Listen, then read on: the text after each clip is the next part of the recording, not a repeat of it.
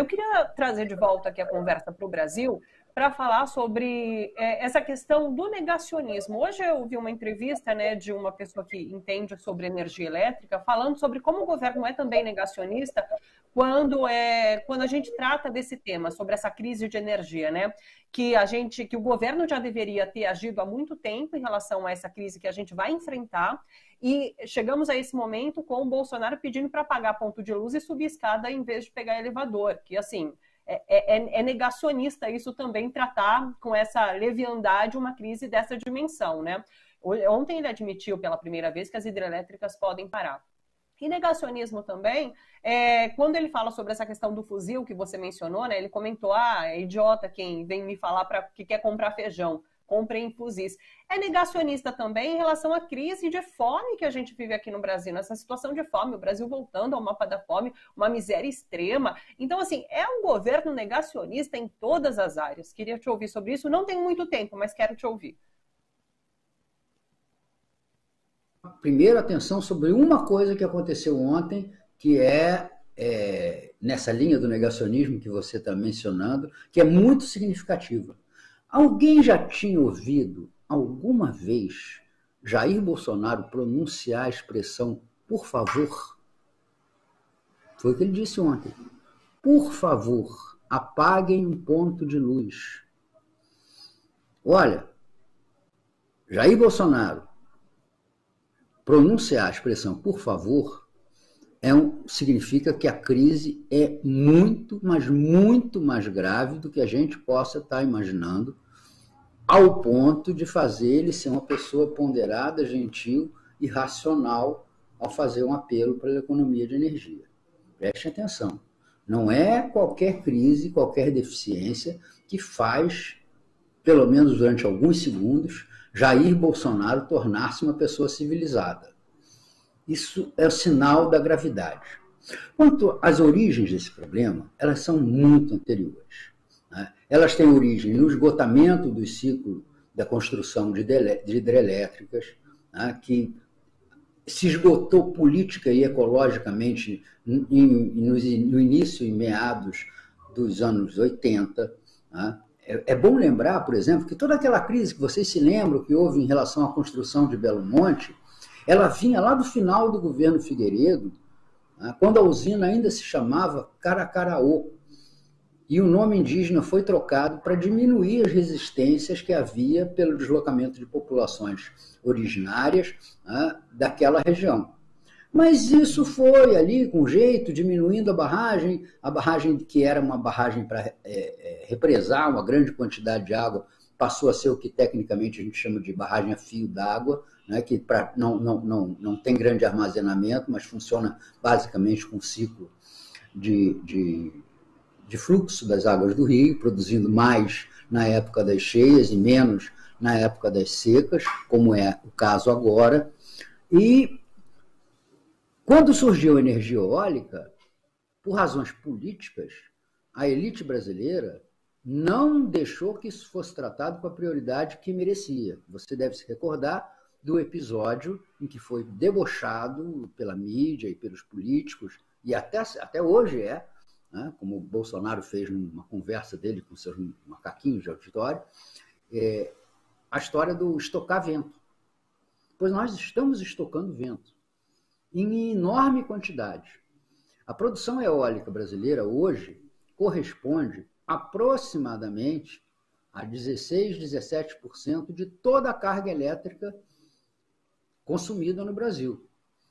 Então, se nós não estivéssemos hoje com o funcionamento de um parque gerador eólico que foi construído basicamente no início da década, ou contratado, planejado no início da década, nós estaríamos nessa altura já no escuro.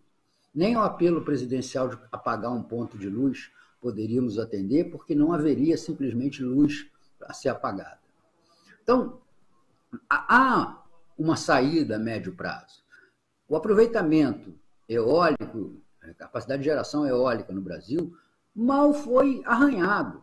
Nós temos quantidades imensas, condições maravilhosas de geração, e quem acompanha, por exemplo, os relatórios do ONS, vê ali quase que todo dia, principalmente em relação às eólicas situadas no Nordeste, o relatório acusando a geração eólica foi superior ao padrão esperado por melhores condições de vento. Toda a nosso parque de geração eólica tem grande capacidade, só que ele não foi, a partir de um certo ponto, 2014, 2015, mais ou menos, quando a volta do Joaquim Levy, né, já nos recolocou os antólios neoliberais, ele não foi tocado com a velocidade que precisava ser. Isso é parte estrutural. Agora, a parte de política governamental também não foi, porque aí entra este negacionismo. O ciclo de chuva está atrasado desde o ano de 2020. Em 2020, nós tivemos uma redução violenta no uso de energia elétrica em função da pandemia. Durante 3 meses, uma boa parte do parque consumidor brasileiro foi semi-desativado e nós não nos alertamos, ou melhor, os nossos dirigentes não nos alertaram ao longo desse tempo para a necessidade de fazer restrição ao consumo de energia. Até o mês passado, tanto o presidente da República quanto o ministro de Minas e Energia, Bento Albuquerque, e, se a gente considerar um mês antes, os dirigentes do Operador Nacional do Sistema diziam: está descartado o racionamento, não haverá racionamento. Isso é uma meia-verdade e estúpida, porque de fato pode não haver racionamento.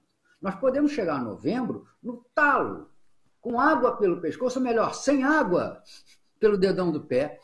Né? E isso não vai significar que nós vencemos a batalha, porque isso significa entrar no período chuvoso de 2022 com 0 ou quase 0 de reservas. E esse ano, nós entramos nesse período chuvoso com perto de 30% de reservas. Então, se a gente entrar com 10, nós vamos começar o jogo com 20 a menos. Quando chegar na época seca, e olha, a época seca do ano que vem é a época de eleição. É a época de eleição presidencial. Se o general Walter Braga Neto deixar, né, tinha aí uma eleição planejada, eu não sei muito se vai acontecer, porque o general não está muito afim, entendeu? Mas se o general Braga Neto deixar, nós temos uma eleição. Imagina uma eleição com apagão. Imagina uma eleição, eu diria que até o Cabo Daciolo pode ganhar. Uma eleição que se faça sob um apagão elétrico, o país vai ser jogado num radicalismo. Não tem maneira de evitar isso. Então, nós não podemos chegar ao final do ano zerados em matéria de depósito de água. O problema é que não há outro jeito além desse. Não há outro jeito além desse. Então, hoje ou amanhã, deve sair um novo aumento da energia elétrica. Há uma confusão, porque ninguém diz nada, etc. Então, já o número mais provável é alguma coisa em torno de 60% a mais na variação da tarifa da bandeira vermelha. Tá? Já tivemos 52 no mês passado, no mês retrasado, e agora teríamos 60%. 60% no aumento da tarifa vai dar mais ou menos, da tarifa da bandeira vermelha, vai dar mais ou menos uns 11% a 15% na tarifa elétrica. Esses 11% a 15% na tarifa elétrica vão representar lá na inflação do mês mais 0,3%, 0,4%. Tá? Provavelmente não será o último aumento, porque para compensar tem que levar essa sobretaxa, essa bandeira vermelha, para R$ 23. Tá? Vão inventar um bônus que, na verdade, servirá aos grandes, tá? Porque o pequeno não tem onde economizar. O cidadão tem uma televisão, uma geladeira velha e uma lâmpada. O que ele vai cortar? Vai diminuir aonde o consumo dele? Então, vai servir mais aos ricos. Mas vai ser pago o incentivo com o dinheiro de todos, porque isso vai incidir na tarifa que vai ser fixada no ano que vem para devolver às distribuidoras esses benefícios que elas terão de dar agora ao longo desse período. Não tem caixa, não sai do caixa do governo. Bom, Thalita, o mais grave nisso tudo é o seguinte: É muito estranho que o Paulo Guedes esteja com esse discurso. Vamos aumentar mesmo, o pessoal não pode ficar chorando, porque a vida é assim, ninguém vai morrer por causa disso. Todo o plano de bondades que envolvia aumento para o servidor público, que envolvia a ampliação do Bolsa Família, travestido agora de Auxílio Brasil, com um aumento de valor, tudo isso se fixava em uma questão. Como a inflação que regula o teto de gastos, esse novo altar, aqui nós estamos todos genuflexos e dizendo, o teto de gastos nos salvará, esse é um valor sagrado. Bem, o teto de gastos era corrigido pela inflação registrada em junho, 8,3%. Isso dava uma folga, porque o governo confiava que a inflação no final do ano teria baixado para 5 e alguma coisa, no máximo 6%. Então haveria essa distância provocada pela elevação do teto em 8,3% e a elevação das despesas com aposentadorias, benefícios e outras que são indexadas pelo INPC e pelo salário mínimo, subiriam 5,8%, 6%, etc. Então essa folguinha, essa banhazinha, essa gordurinha ia ser derretida e distribuída para os pobres. Só que com uma inflação que já está em 9% e que pode chegar ao final do ano, mesmo considerando que os meses finais do ano passado foram meses pesados em termos de inflação, que pode chegar ao final do ano com 9,5%, e no caso do INPC, que é a medição da inflação para os mais pobres, a 11%, a tal diferença não só não existe mais, como virou dívida.